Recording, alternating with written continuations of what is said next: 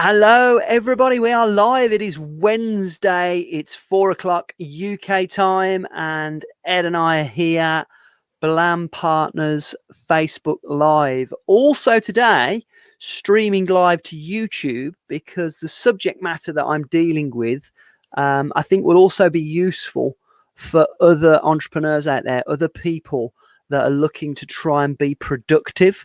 And also, it's a little insight into the world of Blam and the partner program, and how we kind of do things here. Obviously, we're broadcasting live to the Inner Circle group. But as we wait for people to join us, I'm going to welcome Edward van der Kleijn is in the house. Hey there, mate. Good to see you. See you, buddy. Great to see you, Rick.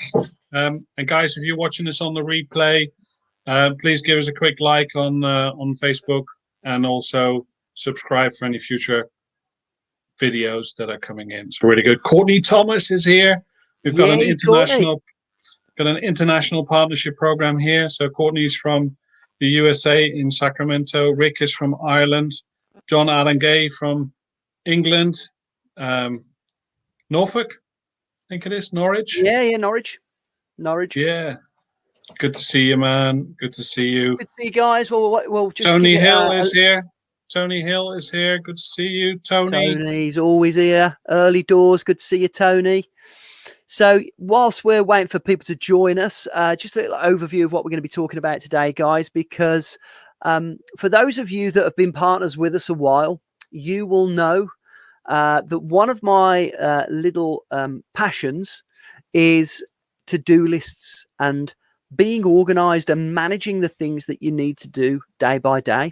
And it's a passion of mine because I know that from experience, the super successful people that I've studied and know are very organized when it comes to managing their time, because ultimately, as entrepreneurs, as business owners, time is really our most precious asset. And the way that we manage our time is absolutely fundamental to how we get stuff done. And I think that I want to revisit this today because since we've been dealing with a pandemic, working from home a lot more, we've had to be a lot more ruthless with the way we manage our time, and we've had to deal with a lot more distractions. We've had to deal with a lot more stuff that's going on around us than we would normally have to deal with. Somebody's just saying there is a 500 error, Ed. Is that something you're seeing on your 500 error? Oh, I know what that is. Sorry, that's a Blam partner. I can't see who it is. Just says Facebook used to me. Right. That is a little issue that we've got with the brief form at the moment. It's occurring for some people. So everybody, all Blam partners obviously have their own page with their own branded version of all the brief forms. We are aware of the issue. It's only occurring for certain partners. It's to do with the connected system that we're doing updates with at the moment. I've literally just cut off a conversation with that, with our connected system that manages all of our partners, all of our websites, and brings everything together. Is going through some pretty major changes at the moment. Really exciting stuff. I've literally just got off the demo with Kobe. Seeing the new version of our vault, which is where all of our archive stuff is, and it is really cool, guys, really cool. So as a result, there are a few glitches here and there at the moment, which will get fixed very quickly. So I do apologize anybody's seeing those little glitches. It won't be like that for long. But welcome to people on YouTube as well. So on Blam TV, little insights into the Blam world. So getting back to the main subject. We've got Eddie here, Mark Sweetman's here, Tushar, Jameson.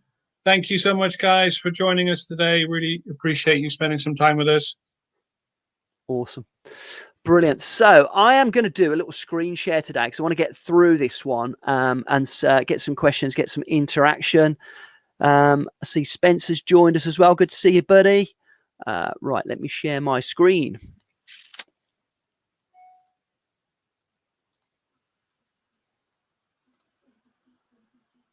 Okay, there we go.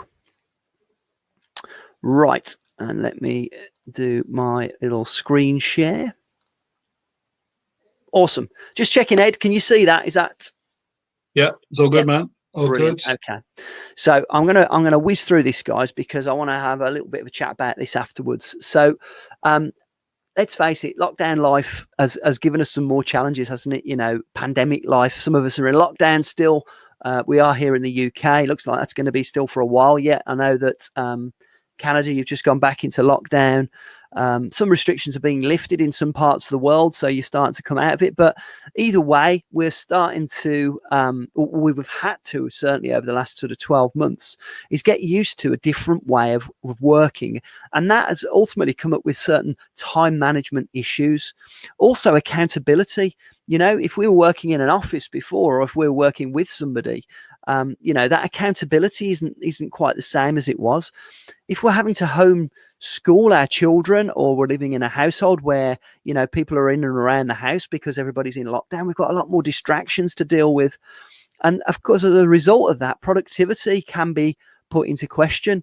You know, are we being as productive as we would be without all the distractions and everything else? And then we've got the whole motivational side of it. Let's face it, guys, it can be difficult when we're having to be self-motivated with all these distractions around us. So I just want to sort of dive back into today some of the tools that we use and see how in this new sort of scenario that we're working with, we can use the tools to be more productive, to keep ourselves motivated, to deal with the distractions, be accountable, and make sure our time management is, you know, at absolute maximum. You know, we're getting the most out of our time. And certainly one of the things that's going to help us do that is one of the most simple things that you could ever think of in your business, and it's your to-do list. Those of you that know me a while will know that this is a real passion for me. I really do like to take the back off the tally about a to-do list, you know, in terms of analyzing how we use to-do lists and use them in a way that is the most efficient and effective. Because a to-do list is really, you know, the things that you need to do. And the way that you choose those things that you need to do on your to-do list is going to massively affect what you get done. It's obvious, really, isn't it? And what you get done, you know, is going to grow your business. It's yeah, sounds really very obvious. simple. Yeah. Yeah, it does sound really obvious, but when we're making choices about what it is that we get done, it's going to massively affect our results. So your to-do list is one of the most important tools in your business, and there's several different ways of using a to-do list. So any of you that have, you know, as I say, have spoken to me about this before will know there's two main ways that I advocate doing a to-do list, and I'm going to run through them quickly now. The first one is called the Ivy Lee method, and this one goes back a long time, over 150 years ago. Anybody that's read the book Think and Grow Rich will recognize Ivy Lee, because he's the guy that was pivotal in helping one of Andrew Carnegie's top guys, whose name escapes me at the moment.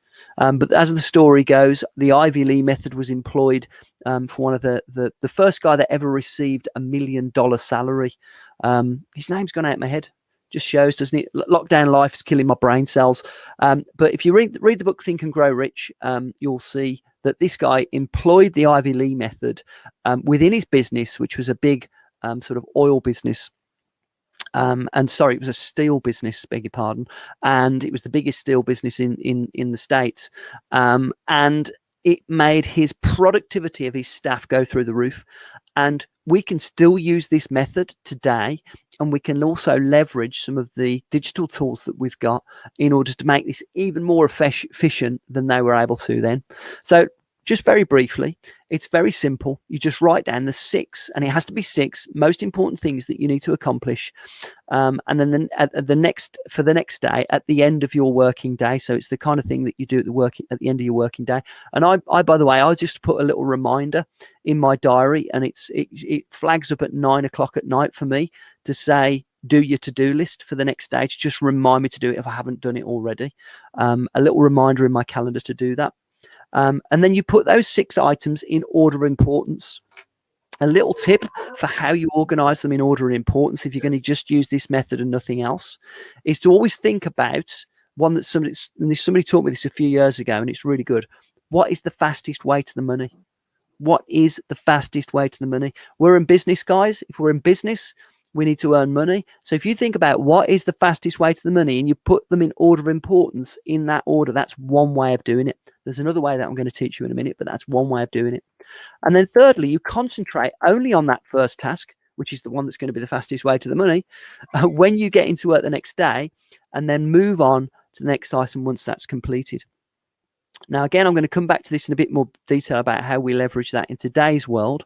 And then if you don't get all 6 tasks done, move the remaining tasks to your new list for the next day. Okay. And that then means that you're always going to start with the one that is the fastest way to the money, again, that was followed over from the next day. Now, I know this method works. For years, my dad used a method very, very similar to this for his business when he was running his business. And I used to see him every day at a little ring A6 pad or A5 pad, sorry. And every day he would write down the extra to-dos that were from the day before that he hadn't got done, and he would do that religiously every day to be effective and efficient. And it really worked for him. He was really successful in business, and it really did. It really was an effective way of getting things done. So this is really cool because you just repeat the process every working day, and it gets results. However, I have got another method that can be used in unison with this. And this is what I tend to use. It's called the time management matrix. And I find myself using this more and more recently because I'm finding, being in lockdown and being at my desk longer than I would normally be, that I'm getting more things to do, and helping to prioritize those things has become more challenging. What's the fastest way to the money? Well, all of them are. How do you actually prioritize? So I tend to use the time management matrix, and I've used it for the last sort of 3 days in a row, actually, which is, looking back through my book, normally it's probably once or twice a week that I use it just to try and organize my mind. But try this, guys. It's really cool. So you do I just do a cross on the screen, or in my book. I write everything down. And you just do urgent and important in the top left quadrant, not urgent and important in the top right. And then bottom left is not important but urgent. And then the bottom right is not urgent, not important. So starting with number 1, which is the urgent and important tasks. Typically, this is going to be the stuff that's on your to-do list. If you've written down your 6 things, it's going to be like the first 2 or 3 of those things, because that's the stuff you've got to get done today. These are the things that have got a deadline attached, or it might be sort of client meetings, or it might be crises. When you wake up in the morning and you get a text message, or you've got an email and it's urgent, you've got to deal with it. It's that kind of stuff that you can't put off because it's important and it's urgent. And these tasks are prioritized. Again, you can put them in order of which is the fastest way to the money first, or what's the most important thing at the top. And you put those things into that number 1 column because you've got to get them done. But then on column 2, where you've got the not urgent, the things that aren't actually deadline driven, but they are really important, you put those in number 2. And I've underlined it because it says focus on. Now, this typically is strategy stuff. This is the stuff that that it's not got a deadline to it. But if you don't do it, you could be always procrastinating on it. And this is the stuff that really drives your business forward. So your strategy, your marketing strategy, understanding the company development stuff, relationship building, referrals, the things that that you don't have to do because there's not a deadline, but they are really going to drive you forward. That, in my view, in my experience, is the most important column, because that's the stuff that if you don't prioritize it, if you don't get it in your diary, it can just be put off and put off and put off, because nobody's going to be jumping up and down. There's no accountability to it, especially when we're on our own. If we're working at home, no accountability. We have to diarize it. Then we go to the not important and urgent. So this is some of the stuff where, you've got to do it because it's urgent. It's got to get done, but it's not really that important. How many of those things can you delegate? Can you get a VA to do it? Can you pass it on to somebody else? Is there a way of getting somebody else to actually take care of that for you? Is the way of automating it? And we're talking about the kind of things, you know, that might be, you know, clearing out your inbox on your email is a really obvious one of those. You know, it's not really important, you know, but it is urgent because, you know, you've got to just check in case there's something in there that you need to do. So how do you organize it, and how do you delegate it, and how do you actually make sure that it gets done in a way that doesn't interfere with number 1 and 2? And that's really key. The meaningless meetings is a really important one. Think about, if somebody organizes a meeting with you, put a time limit on it. How urgent really is it, you know, and how important is it? And therefore you make sure you ring fence it and keep it within those boundaries. And then finally, we've got the things that are, you know, the calls that and the things that aren't important at all, and they're not urgent, but you find yourself doing every day. How often have you found yourself going down the rabbit hole of social media or surfing on the internet? Before you know it, you've lost an hour, and you look back and think, why did I do that? How can you make sure that you don't do these things? Or who, you know, might get a phone call from somebody, you know, and you don't want to be rude to them. The phone call ends up going on for an hour. There's an hour lost when you could have been doing stuff that was actually really, you know, forwarding your business. So how can you leverage that? How can you keep those things, perhaps private calls, make sure they're outside of the working hour? You've got to treat it, your time management, as if you are, you know, being watched all the time. One of the things that somebody said to me a while ago that I love is, imagine that your mentor is sat on your shoulder, or your business idol, you know, your Richard Branson or your Elon Musk is sat on your shoulder during your working day, watching what you were doing. How would you actually go about your business? What would he say if he saw you going down the rabbit hole of social media? And how would that look?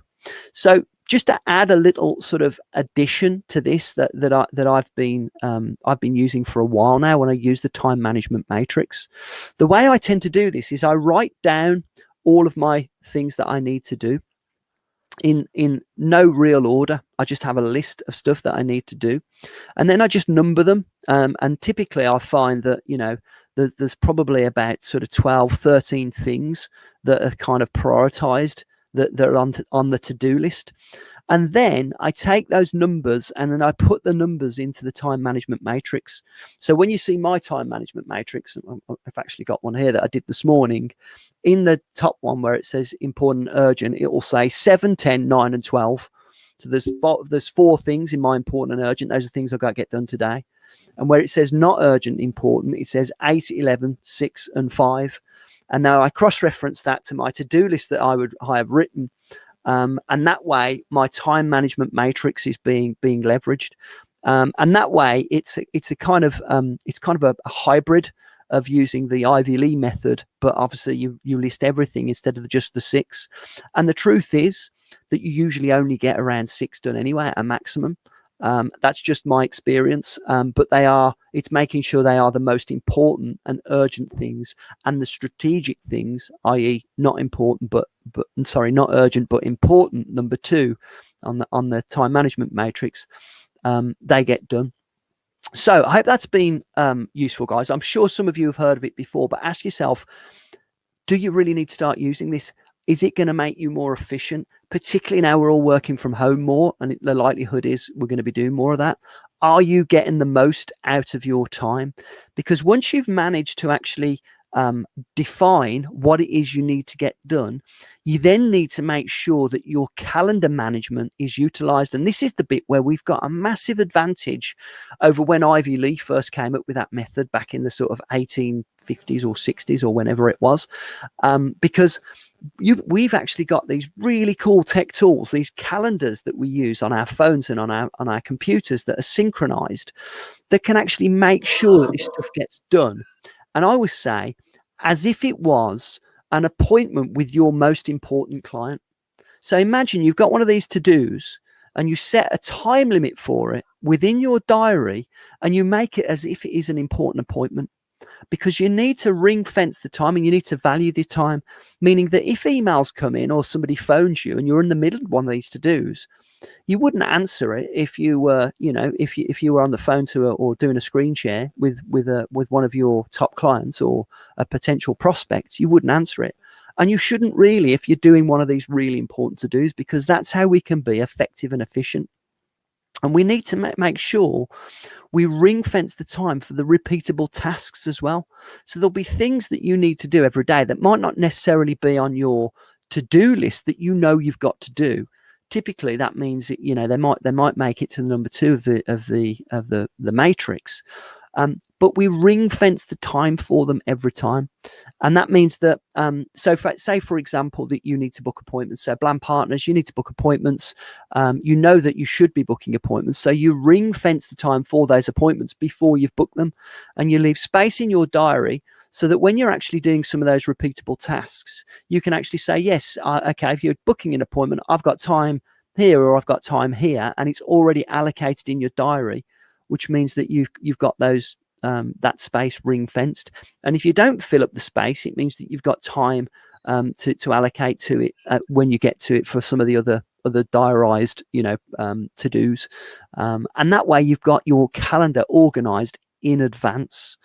And then we can diarize the personal tasks too. So I talk about this quite often, and so I'm just want to re-emphasize, diarize things like might be time with your partner, or it might be time with your kids. It might be you want to diarize when you're going to watch telly and wind down. Diarize when you sleep. You've all heard me talk about this one before. Diarize when you're going to do your to-do list so that it pings up.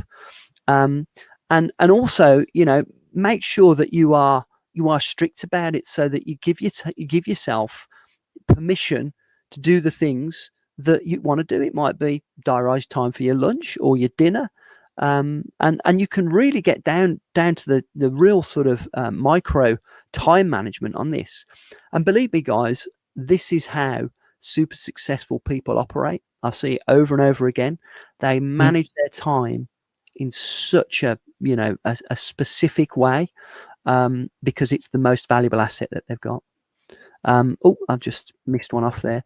So, and also it's a case of set time aside for appointments that you haven't made yet. So as I said earlier, just so that you can keep that in your diary ready to go. And then when we actually set these calendar dates, there's tools that we can do. We can use to emphasize all of this and to really bring it all together to make us accountable to it. So, the calendar apps these days that we get are really, really cool, with the reminder appointments that you can use, with the way, Ed, you do some really cool sort of tutorials, don't you, about how to manage diary and sync it all up with Google, with reminders, etc.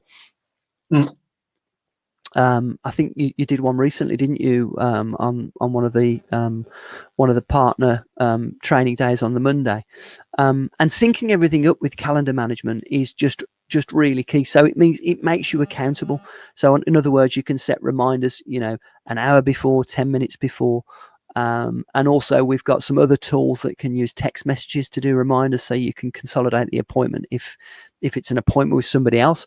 But more importantly, this is about your time keeping. So you're not just putting calendar management stuff into your calendar for when you're setting appointments with other people. It's setting appointments with yourself so that you get stuff to get stuff done, and making sure that your diary is allocated. And using Ed as an example again, if I look at Ed's diary, I think I might have shown it you before on one of the other, everything is mapped out so that everything is ring fenced, so that he knows what he's doing when he's making calls to the US, when he's making calls to Canada, or it's all mapped out there. Morning routine is in there. Everything is compartmentalized to keep them effective and efficient. It goes quite deep after a while, but fundamentally it's because we want to get a lot done, but also we need to have time to to have a life. So it's really to avoid burnout, and you can use technology to automate a lot of it for yourself. Look, and the nature of life is that stuff doesn't get done, right? So that's just life. So if you want to get more done, it's good to be organized about it. Awesome. We've got some great comments also on YouTube. Thanks, Chris, for getting involved. And for Zana, thanks for watching. Really appreciate you spending some time with us today. I've just had a message from Kobe to say that I think that sort of the issue with the brief forms is sorted now. So just to let everybody know. Good, Yeah, good, good. and thank you, Spencer. It was Charles Schwab was the name you were looking Schwab, for. that's his name, Charles Schwab. That was the man. Yeah, great. Think and Grow Rich. What a book. Awesome. So there's a few other things that I just want to show you, and I've been using a lot of these tools for a while, and some of them tie in with calendar stuff, but other things are to do with trying to keep you motivated, because being as organized as I'm actually proposing here, I know it's not, it's difficult. It is tough.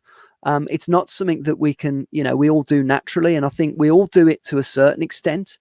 But don't beat yourself up, guys, if you can't stick to all of it, or you can't find a way of being this strict, because we have to use other tools to keep our mindset in the right place, and also to sort of manage our motivation, because do you know what, running a business is really, really tough. It's hard. And that's why, entrepreneurs should be respected and admired, because it's very difficult being self-motivated and getting it all done. And that's why not everybody is a super successful entrepreneur. In fact, the super successful entrepreneurs are a very rare breed. And that's why we have to study them. We look at the things that they do, and then we emulate them, because all of the information we need to be super successful is there. It's the application, the motivation, the education that we need in order to achieve those things. And you know what? We're all on that journey, guys. We are. I'm not preaching to you guys here, telling you that I'm brilliant at all of this, because I'm on the journey the same as everybody else. It's some days you find it. I find it difficult to do this myself, but it doesn't stop me trying, because I know that super successful people, they do this stuff as habit. They do. And that's what we're aiming for, super success.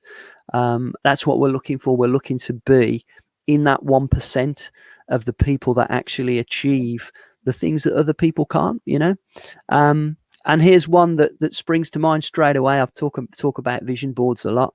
So many super successful people attribute their success to vision boards. And, those of you that know me well will know that I'm absolutely religious with my vision boards. It's almost spooky when you do a vision board, the way that when you achieve things and you can take that thing off the vision board because you've achieved it, it does send a shiver down your spine. You guys know, Blam Partners will know, I talk about this kind of stuff a lot. If you haven't got a vision board, I say this so often, you must get one, guys. You've got to know where you're going. Your vision board is your anchor. It's your destination. You need to know where you're going. You need to be motivated by it. You need to know why you're working so hard. That vision board is so key. If you haven't got one, please do. And the Hay House vision board is an example of getting one on your phone as an app. Social media, again, social media can be a rabbit hole. It can be a biggest time vampire that that life gives us. Make sure that when you are consuming social media, you're learning from it. Okay, and if you're going to do it for pleasure, make sure it's ring fenced in your diary and you're doing it for pleasure. Don't get sucked down that social media rabbit hole during the day when you should be working, because we all know that rabbit hole can just suck the time out of your life and think what you could be doing instead. And I see it a lot. And I know a lot of people are guilty of it. So I use social media for learning. It's very easy to doctor your social media feed to give you information about marketing if you're in digital marketing, because marketers will market to you if you're looking at marketing stuff, and you can learn from that. You can learn from that, and the feed that you will get to, the advertising that you will see is all stuff you can learn from. So I love Facebook for that reason. I'm not a consumer of Facebook generally, but I tend to ring fence Friday mornings as my little Facebook learning period. But be a producer, not a consumer, guys, when it comes to social media, especially Blam Partners. You're in marketing here, guys. Be a producer, not a consumer. And then this is one of my favorite ones. It's the app called ThinkUp. I got this one from Dan Pena. Is Matt Wallman in the house? Is he listening? Is Matt Wallman here, Ed? Have you seen him on the feed? Yes. Well, Matt Wallman will tell you he's a big fan of Dan Pena. If you don't like bad language, forget I said anything about Dan Pena.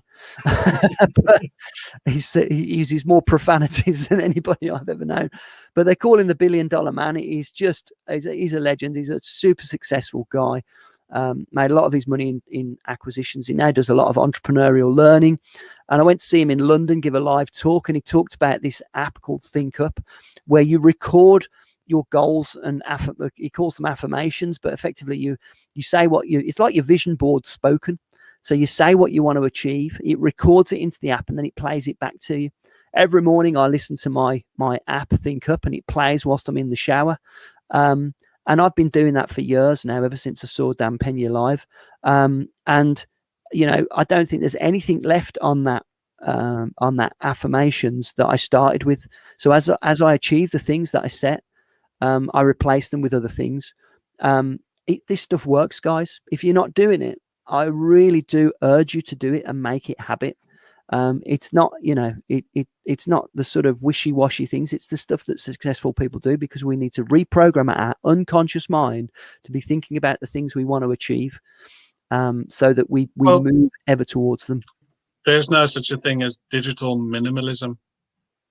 Right, so some of the pros in their industry are going completely digital minimal, because it's so distracting, and it's designed to be distracting. It's designed for you to keep at it. So tear yourself away from it. I mean, there's actually your friend Matt. We're having a discussion once, and he said, when I go to bed, I leave my phone downstairs. I don't take it to bed. Yeah, how many people go to sleep with their phone? On top of their phone. People have their phone by their bed, don't they? I've never done that. My phone stays at my desk here. It's it can be a bit of a problem if you oversleep. But I think you can get digital overwhelm, can't you? Definitely.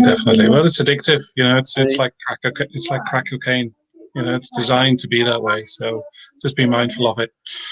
And another thing for motivation is podcasts and Audible, as I use. So I do find this is really important. So this would be one of the things that you put into your repeatable tasks, where you find time to actually listen to stuff that's going to motivate you, especially during this time when we're in lockdown and we're on our own.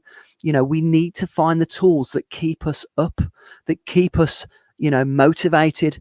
My go-to, as a lot of you all know, is Grant Cardone, 10X. Love that book. Can listen to it over and over again. It just gives me a buzz. It's just my go-to. Think and Grow Rich is another great one. But you need those gurus that are going to give you a pep, and you need to do it on a regular basis. And you've got to find time to do it. Don't feel guilty spending the time doing it. It can open your mind to new possibilities. It keeps you excited and in the zone. And then for Android users, tasks, and for Apple users, reminders. Love those two apps, because what they can actually do is sync with your diary, send you reminders. You can actually have your to-do list on there, and you can get them to trigger based on location, and based on whether you're getting in and out of the car. So quite often, if I'm setting my to-do list up, I'll put it into my reminders. If it's something that I need to do when I get into the office, when I'm going to the office, it will trigger as I arrive at the office as a push notification. Fantastic tool, really good, and just helps you, remind you what you've got to do when you get into the office. Because on the way in, it's so easy to forget, when you're on the phone to people and you're sort of doing stuff, what it is that you need to do. And it just gives you that little pep. You can do it to do with appointments, or it could be do with, here's a good one for you guys. If you are doing a physical appointment, set a reminder so that when you leave the appointment's physical location, it triggers a reminder to say, did you ask for referrals? There's a really good one. And then finally, Blamability. We did a little review of this, guys, Blam Partners on Monday. Are you using it? Because this thing is powerful. Blamability is our powerful accountability partner, where all of your actionable, repeatable tasks can be defined, bespoke to you within the system, And that cookbook, as we call it, really is the recipe for success. It lists your actions, tracks your targets, keeps you accountable, and you can register on Blamability. So if you're not a Blam partner, by the way, we still make the Blamability bit open to people. So anybody watching on YouTube, blam.online/Blamability, you can sign up there, and you can get access to just a Blamability. It gives you a little, it's completely free, by the way, and you can use it as a way of managing your repeatable tasks and keeping accountable to them. So finally, just use these to-do lists, embrace the tech to get you to do it, so that if you can use the tech to remind you and keep you accountable, we're practicing what we preach. Because once you find that right to-do list, I mean, I've given you 2 examples of how to use to-do lists here. There's lots of different ways. If you do a search on YouTube or the internet, you'll find lots of different ways. And in my experience, no to-do list there's no one size fits all. You've got to find the one that suits you. But it's so important that you do actually spend some time to analyze the way that you manage your to-do list. It's such an important thing in your business. And then make sure that you've got those weekly actions accountable, so that you can use Blamability or a cookbook, make those actions accountable to targets and making them work for you. And then this one, guys, work like a maniac. Just make it happen. I've never ever met anybody who is super successful who is not a maniac. And that doesn't mean a homicidal maniac. I mean, works like a maniac. They're always on it, and they're usually happy, polite, focused time management geeks, with the best, with in the nicest way. They are maniacs. And that's, if you're not being a maniac, guys, you don't always have to be a maniac. You can actually get to the point where you're in such a state that you put the work in that you actually end up becoming, being able to kick back a bit. But certainly, if you're in the stage, if you're in the budding entrepreneur stage, if you're building a business, got to be a maniac. Brilliant. All right, guys. That's it. Awesome. Really cool, man. Really, really cool. It was some great feedback. Brilliant. Thank you very much for engaging in chat, guys. Also on YouTube, we had a few comments, so that's really cool. And looking forward to doing many more of these. Yeah. Any questions, guys? Do you want to jump in and ask some questions, or is there anything you need clarification on? Okay, we've got Jemmy here. She said there's also a really good Think and Grow Rich podcast. That's really good. So she shared the link. So thank you for that. Do you know what? Yes, Jemmy, that's awesome. I've been seeing that pop up. It's not something I've dived into, but I've got to say, it's like the entrepreneurial Bible, isn't it? Think and Grow Rich. It's such a motivating book. For me, the reason I find it motivating is that the stuff in it, when you first read it, you think, this is a bit wishy-washy, or certainly I did. Where's the science behind this? This sounds a little bit, but when you then start digging under the bonnet, pretty much every entrepreneur that you speak to advocates for the stuff that they talk about in Think and Grow Rich. I mean, he interviewed Napoleon Hill, 500 millionaires back, in the sort of 1930s, was it 1940s? And there weren't many millionaires around. Back when millionaires were proper, and the book was written based on the habits that these guys actually undertook. You can't dismiss that. You can't dismiss it. And he's got that 13-point list, which includes affirmations, which includes mastermind groups like we do for Blam Partners, which includes all of these sort of, I mean, one of the really cool things is the way he has a mastermind group that he actually imagines in his head at night by taking all the influential people that he thinks about, like might be Gandhi or, Florence Nightingale or whoever your gurus are, and actually imagining this boardroom table where they're debating businesses. And these really famous people in history, like Henry Ford, and some of the top entrepreneurs of the day, Thomas Carnegie, they they use these tools. So we can't dismiss it. We can't dismiss it because we're in the business of being in business. And we all want success. We all want to have a lifestyle, and we all want to reap the rewards of the hard work that we put in. And the way in which we use our time will dictate what those rewards are and the way our business grows. And time management is just absolutely key. And so in a way, the thing that we're discussing right now is probably the most important thing about running a business, because it's how the things that we do in the time that we are given, combined with a little bit of luck, will dictate the results that we get. And that's one thing that we can all control, and we all have to take responsibility for it, because life doesn't happen to us. We make life happen. We really do. Awesome. If I mean, the Think and Grow Rich can be, it's actually quite an old book, and there are abridged versions of it. So if you want to get like a consolidation of all the books that Napoleon Hill has ever written, and there's quite a few of them, this is a really good one, and it's quite easy to sort of digest. It's called Napoleon Hill's Magic Ladder to Success.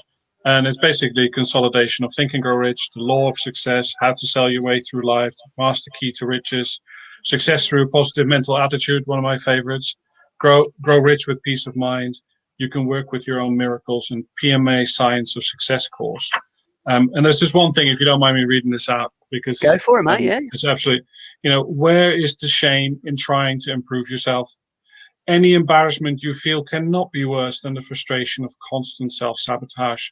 Consider instead satisfaction of to understand that your actions are moving you forward rather than holding you back. If you train yourself so that you stop and rationalize, analyze surprises rather than simply lashing out. If you master your urges to indulge in things that are frivolous and unhealthy. If you treat the pursuit of your definite chief aim as the most important and satisfying action in your life, then you have control not only over your thoughts and actions, but over your destiny itself. And that's the kind of stuff that, we need to be told from time to time. We do a lot of this stuff to ourselves, and without control, and a to-do list, guys, it's just such an easy way to control your daily life. So Spencer said, do we use a gratitude practice? I personally, what I do is, I've shown you this before, guys, on Facebook, on the inner circle. I'll just quickly show you. I've got a little bag here, which is kind of my gratitude. I call it my gratitude folder. And so as I achieve the things that I want to achieve, and they can be silly things as well, I put them into, into here. So for example, I put that into my gratitude folder when we rebranded. That's a business card. When we rebranded, I thought I'm really grateful for that. But then it can be silly stuff, like, I've got my little sheets of vision boards, all sorts of stuff, daft stuff like, garden furniture that I wanted to buy, all these little things go on my vision board. And then my old goals posters. So, in fact, there's one actually. That's one recently that I wanted to join a mastermind group that it was on my vision board for a while, and I joined that mastermind group in December. Really chuffed to be able to do that, because it's a high level mastermind group that I'm just absolutely loving. And it was on my vision board for 2.5 years. And when I achieved that one, straight in my gratitude folder, which I'm supposed to be on in half an hour, but they've cancelled it because apparently there's loads of power outages in the US. Well, I've just spoken to Karen, who's in Austin, Texas, and there's floods. It's freezing. It's really bizarre. There's some weird going on. She said that she didn't know where the water's coming from, but it's causing loads of power outages. Yeah. Awesome. So, awesome. Yeah. I mean, personally, attitude of gratitude. Absolutely. Yeah. So, personally, I use gratitude first thing in the morning. It's the first thing I say to myself, because, it's setting that mindset for positivity straight away. So just, becoming awake and then just being thankful for being alive. That's the first thing I do. I got a good one for you, Ed. I heard this one a while ago. It always makes me laugh. Is that when you wake up in the morning, the first thing you've got to do is you stand up, and then you put your arms out like that, and then you go like that. And if you don't hit a wooden box, it's a good day. Exactly. Yeah, I love that one. It's not mine. I can't take credit for it. Awesome. All right, and guys, just a quick flick through. Where else have we got? Thanks for joining us on YouTube as well, guys. Charles Schwab, yeah. Yeah, it's all good, mate. Yeah, we're moderating here in the background. So brilliant. All right then, guys. Well, thanks for your time and attention. Thanks for everybody on YouTube joining us as well. And we look forward to next week. Also, don't forget Blam Partners every Monday, 5 o'clock. Ed does his sales tutorials. We want to try and get more and more people on that, because it's starting to really take off now and really get some, some really good engagement. We know we've got our regulars, but yeah, really looking forward to seeing that one grow. So it's 5 o'clock UK time on Monday. Of course, we're here every Wednesday at 4 o'clock UK time. See you next week. Thanks for your time and attention. Thanks, guys. See you soon. Thanks, guys.